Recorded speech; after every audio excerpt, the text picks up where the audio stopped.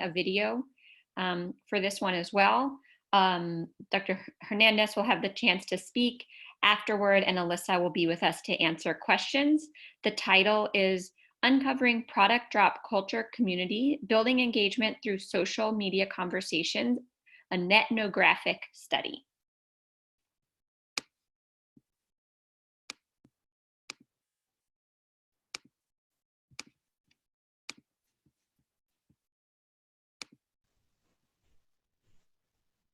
Hi everyone, my name is Alyssa Chern, and I am a marketing student here at St. Edward's. Today my thesis will be about uncovering product drop culture through community building and engagement through social media conversations in a netnographic study that I conducted.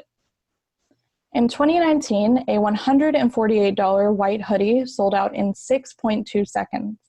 An $1,800 red suitcase sold out in 16 seconds. And a $24 face wash sold out in 3 minutes. For almost 5 years, viral e-commerce events like these have disrupted the retail marketing world, making department stores seem obsolete. These examples represent different industries, price points, and consumer audiences. So what generates such excitement that causes people to rush to buy these seemingly unrelated products? Well, they all use product drop strategies. Product drops are simply just drops, are strategies to launch exclusive products outside the traditional fashion cycle. This term is also an action that brands take as they drop a product. So you'll hear me using the word both ways throughout this presentation. The recent widespread use of product drops in retail has created a drop culture, a cultural phenomenon that shapes consumer behavior and expectations. Drop culture has grown to be so pervasive that the New York Times declared 2016 the year of the drop. However, product drops have only gained traction since 2016. Technological advancements in e-commerce and the growth of social media support the use of product drops on a larger scale than ever before. In 2020, a new drop occurs via social media every day, constantly redefining the strategy and revolutionizing the fashion and beauty industry. Given the very recent explosion of drop culture, little scholarly research has been conducted on it thus far. My research fills that gap and provides foundational information on this retail marketing trend. My research will explore how social media conversations influence user engagement surrounding product drops. I will then discuss the implications of engagement on community and hype development in drop conversations. To address this research question, I used a netnographic method. Netnography is the qualitative analysis of social interactions on digital channels that allows the researcher to immerse herself in a community in order to understand it. The digital channel I selected is Instagram, with 96% of US fashion brands using it, and 68% of its users regularly engaging with brands. Instagram is the best platform to analyze product drops. I then selected 3 specific products that were dropped by fashion and beauty brands on Instagram. To be selected, the brands had to have a strong social media presence among millennial and Gen Z users. Qualifying brands also had to have an established history of using product drops. Combined, these characteristics ensure that the selected drops best represent the current state of drop culture. Based on these conditions, I selected Kylie Skin's initial product line drop, Glossier's Bubble Wrap Eye Cream drop, and Burberry's B-Series monogrammed sneaker and sock drop.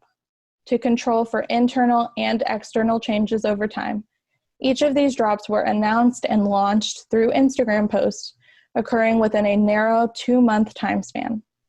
From these drops, I analyzed interactions from each initial announcement post.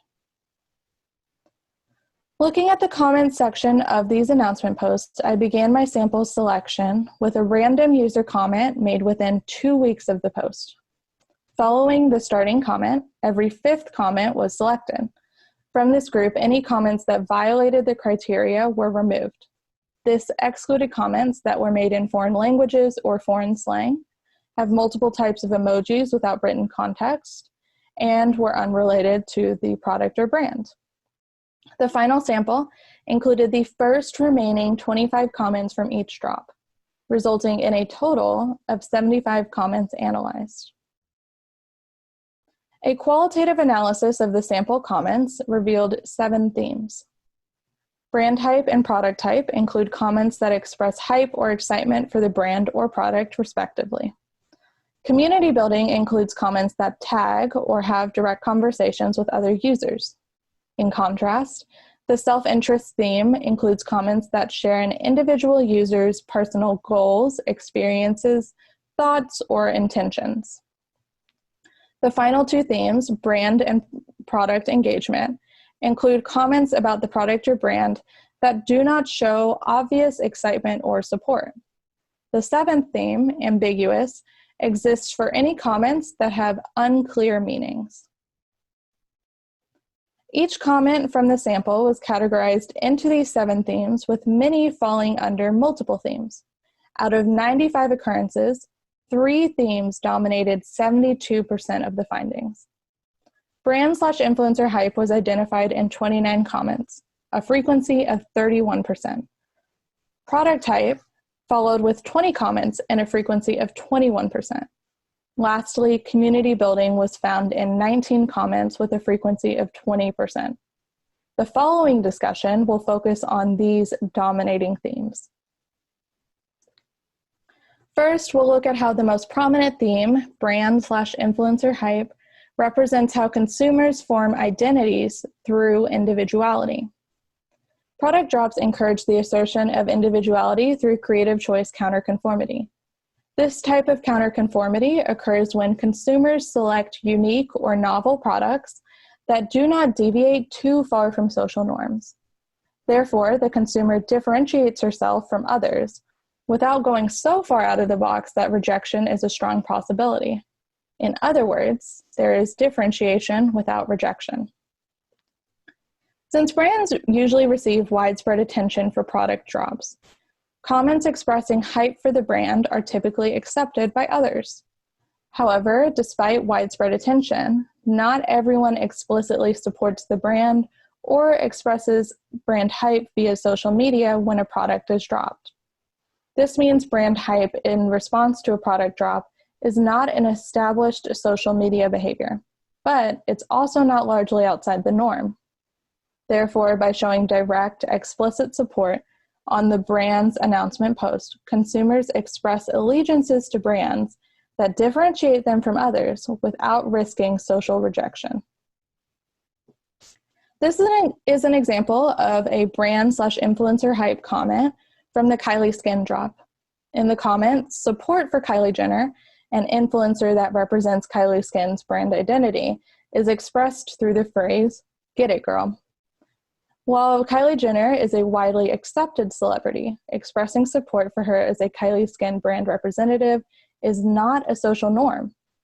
Therefore, the social media user risks little social rejection by supporting the influencer, but still differentiates herself from the general public. The second most popular theme, product type, further demonstrates consumer identity formation through creative choice counterconformity. However, instead of asserting brand loyalty, these comments assert individual preferences for products. Again, given the widespread attention product drops receive, comments expressing support or excitement for the product featured in the drop do not lie far outside the social norm. This means that the consumer is able to express hype for the product that differentiates her from the general public without risking social rejection. Here's an example of a product type comment from the Glossier bubble wrap drop. As with the brand/influencer hype example, this comment expresses support for the product when the commenter claims that she is so excited.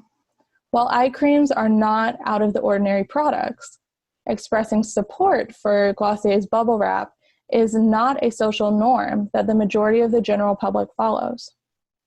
Therefore, the consumer risks little social rejection by expressing excitement for the product, while still differentiating herself from the general public. Unlike brand and product type, the third most prominent theme, community building, demonstrates how consumers form their identities through community belonging. Tribal marketing theorists argue that people naturally form tribes and seek leadership to facilitate connections within the tribe. So, when applied to retail, tribal marketing argues that consumers purchase products for the social links and identities that come with them, not the actual objects themselves. This means that brands should act as leaders by offering products that link like-minded consumers together and form communities. By using social media to launch products, brands involved in drop culture appear to amplify the effects of tribal marketing.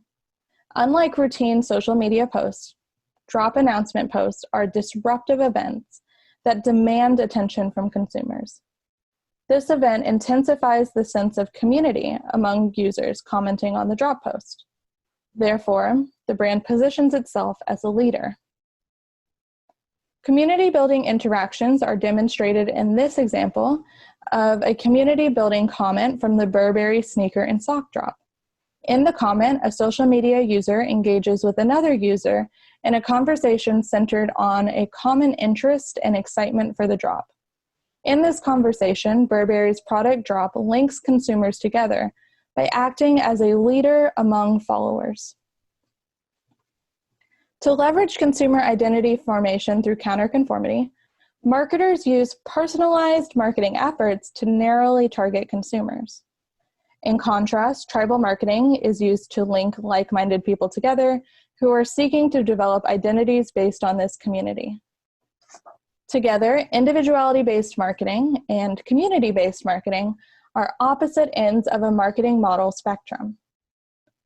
In between the two, massclusivity provides a balance by developing exclusivity while offering widespread consumer access.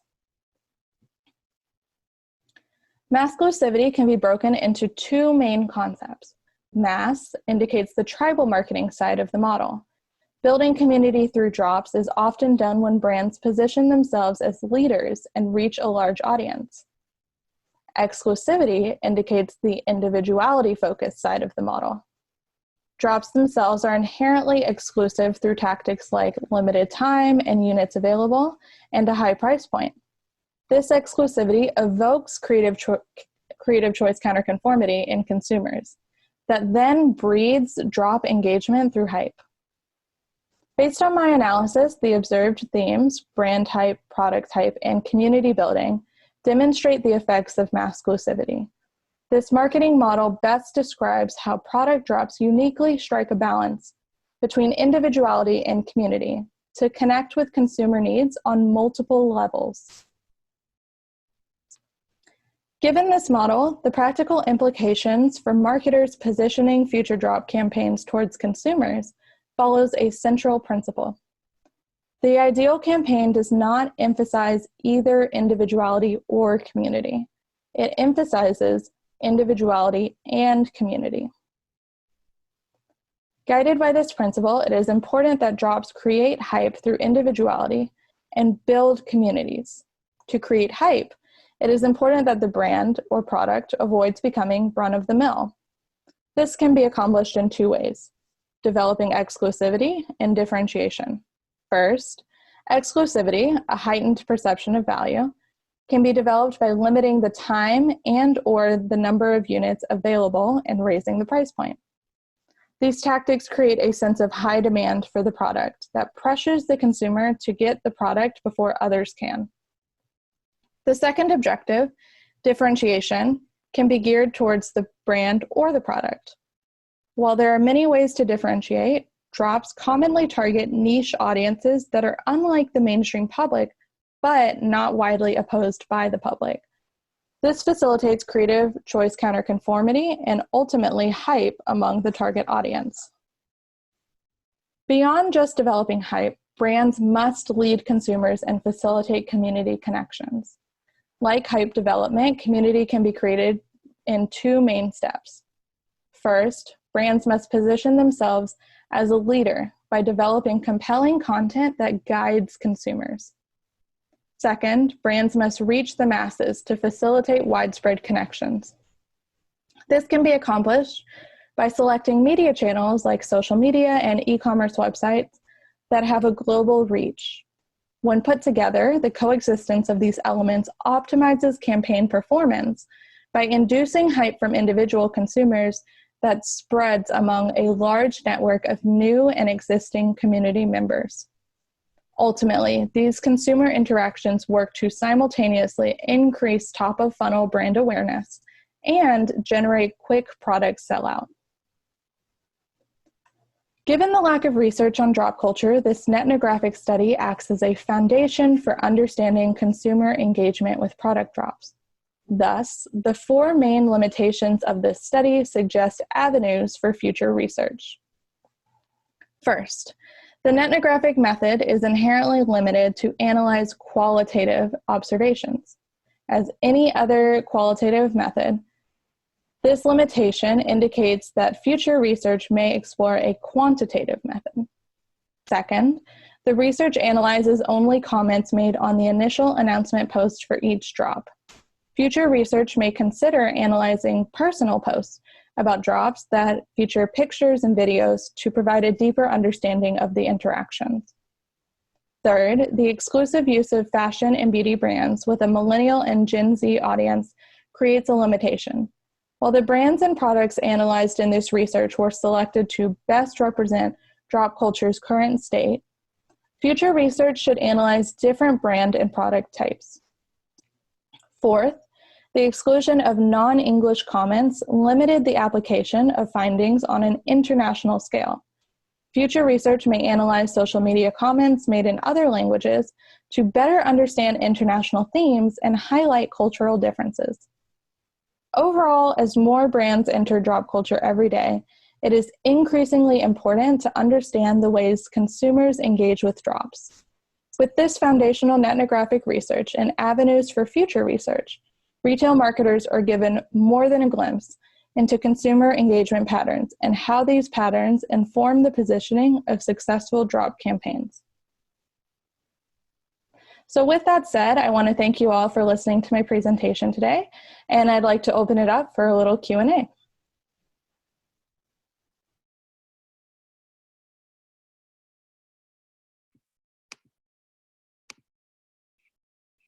Alyssa, thank you so much for that fascinating presentation.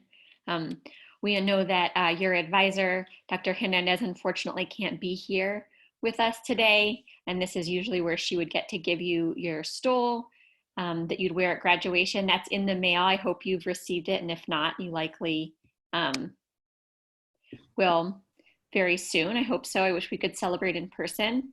I'm going to go ahead and turn things over, as you already did, more eloquently, to the audience. And audience members, if you have any questions, if you could enter them in the chat, that would be wonderful.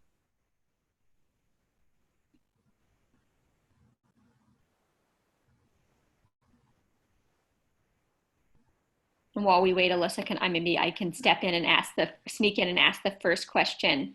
I was wondering a little bit about what made you interested in product drops in the first place as something to study academically, and did you consider, were there any other modern facets of marketing that you thought sort of equally prevalent or new or fascinating, or is this sort of the next big thing?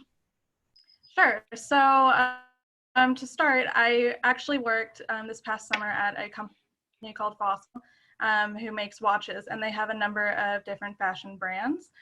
So that's where I really became fascinated and interested with fashion and retail marketing. But during that internship, we were tasked with grouping together some of the interns and presenting drop campaigns for some of their own products. And while I was doing that project, I kind of realized that we really don't know why people are participating in these drop campaigns. And so while the world of kind of viral marketing campaigns has become so big, I think product drops are kind of an avenue within that that have really not been explored or understood very well. So that's kind of why I went that avenue. That's fascinating. So it sounds like they're being used, but even professional marketing teams aren't really sure why they work. Right. Yeah. Yeah. it's really interesting.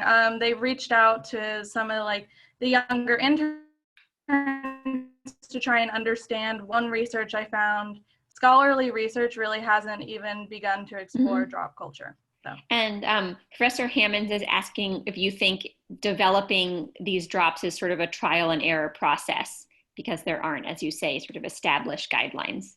Yeah, I think up to it's definitely been a trial and error approach for a lot of brands. And so that's why we see some brands like Kylie Jenner's cosmetic brands doing well and others trying it, and it's just kind of a flop that we never hear about. And so my hope with this research was that it would kind of provided a foundation that guided marketers in the future. But I think even with this research, it is a trial and error because every brand is different, every product is different, and every audience is different. Alyssa, thank you so much. Congratulations. I know this is more than a year of really hard work. Really, really interesting presentation. And with that, we're going to take a short break. If you want to stick around this room, we have more interesting presentations. We also have 3 other virtual rooms you can visit. In all of the rooms, the next presentation will be starting at 2:40, so you have 3 minutes to navigate there. And once again, Alyssa, thank you so much. Really, really good work. Thank you. Thank you.